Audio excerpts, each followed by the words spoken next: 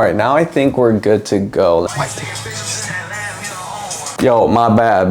That was my fault. I know you didn't click on this video to watch me dance, so I'm gonna save your eyes. And I apologize if you had to see that. I have a full-time job. I'm chasing my dreams. How do I do it? If you're watching this video, that means you are supporting my dreams, quite literally. My dream is to become a YouTuber, and by you watching this, you're supporting that. Now, how do people do this while also having a 9-to-5 or a corporate job or whatever, a full-time job? Now, some people might make this seem a lot more difficult to, make themselves seem cooler, that they got more going on. But I'm gonna give you just a really breakdown of my life so that you can know whether to apply this or not. And hopefully there are aspects that, even if my life doesn't match yours, there are things that you can learn from this video. All right, before we get into the video, I just want to share quick little life updates. You can totally skip this part. Planning my wedding, that has been fun. It's been really interesting learning the process, going through kind of like the paperwork, figuring out who to book. And we're keeping it very simple. So even that though, there's processes to that. And so it's been just very interesting overall. So I just want to do a little update of where we are at with the channel in terms of subscribers. Today is Friday, January 3rd, and I have 4,820 subscribers, which is insane. So thank you so much for the support. In my last video, you might have been able to tell I was a little bit sick. And so I'm fully recovered now. I just started working out yesterday. We're starting 2025 off on a generally good note. All right, thanks. That was just me blabbering. So let's get into the video. So I really want to just talk about how I'm able to do this while also working my 9-to-5. So first off, I don't have kids. I don't have a mortgage, and I have zero debt. I think it's really important that I share that with you because what I am doing, I am privileged to be able to even do. I understand that there are so many different factors of life that are gonna make this complicated. And I don't wanna oversimplify how easy or difficult or not difficult this is. I just want to get that out of the way so that you know exactly where I'm coming from. And I'm gonna walk you through how I am able to push out content consistently. This is how long it takes me to realistically make a video. It takes me about 1 hour to shoot, and that's including time to set up the camera, set up the light, set up the tripod, and then hitting record. After that, I'll color grade the footage, and I'll edit the actual video and do all my cuts and text and all that stuff. That probably can take me 3 hours. And then it'll take me probably another 30 minutes to make the thumbnail. Because my thumbnail process, I usually have like 5 variations before I pick one. So it's never just like, oh, boom, thumbnail. And then maybe another 30 minutes to upload,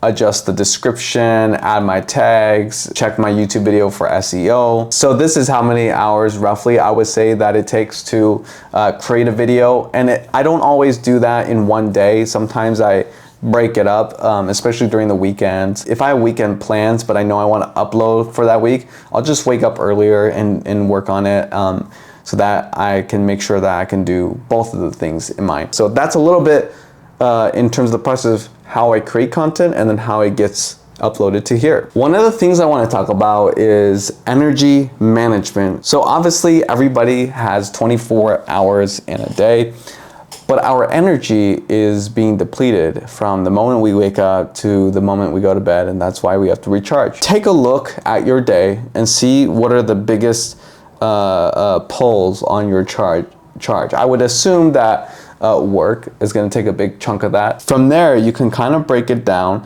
and think about, okay, how much energy can I mentally allocate for content creation, for whatever else you have going on in your life. So what's the purpose of thinking about energy management? If you wake up and you start your job and you work out and you do other things and you never have moments of rest, you're going to deplete that energy before you even get to the end of the day. Try to do things, if you can, if your schedule allows for it, try to do things that can give you a little bit of boost or take a break, because you cannot just keep going, sleep, repeat, going. Otherwise, when it comes to the weekend, you're not gonna wanna do anything else. So take breaks where you absolutely do nothing. Whether that's just walking outside, whether that's taking a bath, whether it's anything, taking a nap even. You need to break these up. It should not be one continuous thing. Otherwise, it's gonna just be so difficult to make it throughout your day, and it's going to be very challenging. Your body knows best. When you start to feel like oh, I'm really tired, and you tell yourself, I just need to push through, I just need to push through. There are times when you need to do that, but if you're doing that on a consistent basis, your body's going to break down. It's going to get just too tired one day, and it's just going to create a cycle of just negative effects. So try to think about periods of time and break that up so you're not exerting so much mental energy and physical energy too. I have my energy management listed down here. So I would say each day work would take probably 40% of my energy, so a really big chunk of it. I would say another 10% for working out, 30% quality time with my fiance, and then maybe 20% can be spent on anything, whether it's just chilling or creating content. That's kind of how I view my day-to-day. Hopefully that can help with yours. Take a look at your schedule. What are you doing? What are you not? When do you have free time? It's really simple as that. Sometimes we feel like we don't have a lot of time, but if we put on paper exactly what we're doing, you might be surprised to find that you do have some time.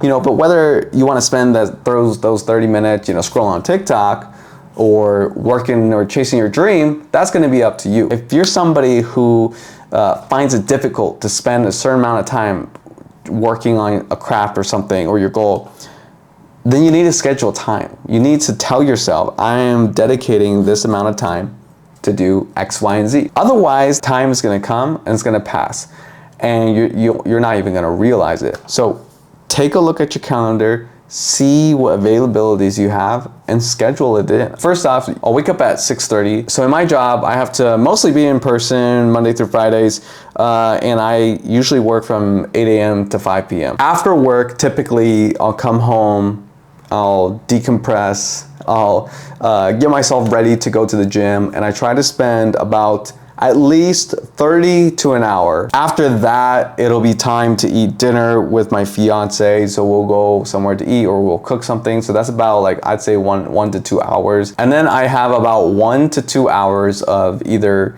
just chilling, or working on this, or doing something with my fiance. There's not a whole ton of time, so I have to be strategic about what I use that time for. I like to go to bed at around 10:30, 11, and then I'll wake up the next day at 6:30 and do it all over again. So that's kind of just a rough basis of what my day-to-day looks like. Now, I'll be honest, it is tough because in my line of work, I am using my creative brain, and so sometimes it gets a little bit tiring, like when you're using your creative brain over here, and then you come home and you also want to utilize that aspect of your brain over here as well. Imagine if you were a chef and you were cooking, all day at a restaurant, and then you come home and then you're gonna cook more at home. So it's like doing the same thing, right? Again, what really helps though is to spend a little bit amount of time per day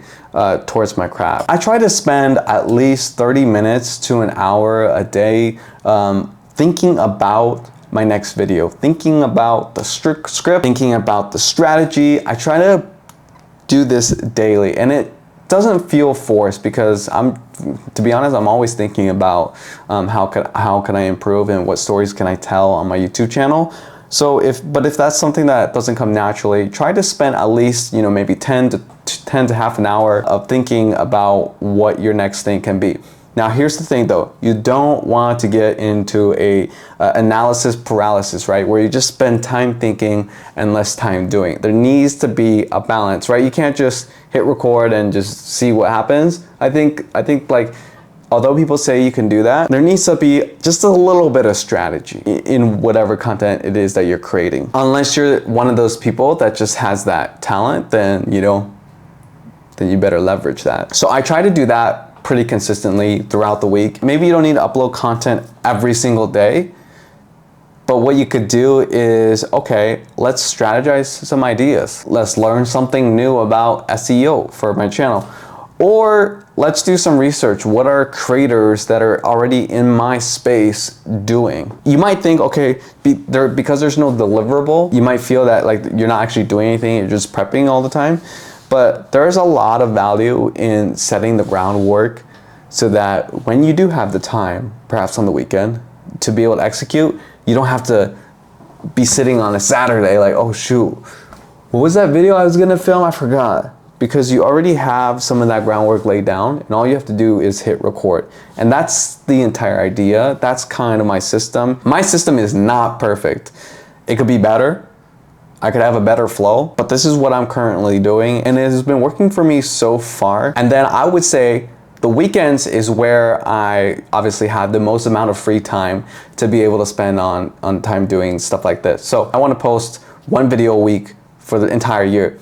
If I was smart, during the weekends, I would batch film a bunch of videos, and then I would schedule them out, and then I would batch film the next weekend, and then I would just always be ahead and not always be having to make a video when the week arrives, if that makes sense. This way, you give yourself time as well, because there's gonna be a week where I'm not gonna be available to upload. So I need to have at least a video as a backup or something if I want to stay accountable. Again, it's not, the purpose of uploading every week is not to just do it for every week just to put it out, but it's to be consistent. There's a lot of value in just being consistent. It can be difficult to stay consistent doing this because naturally you're gonna have one of those weeks where you're just tired from work, or you just have no motivation, and those weeks are gonna come. You're never gonna have a moment of time where you just have all the time in the world and can upload it. You just have a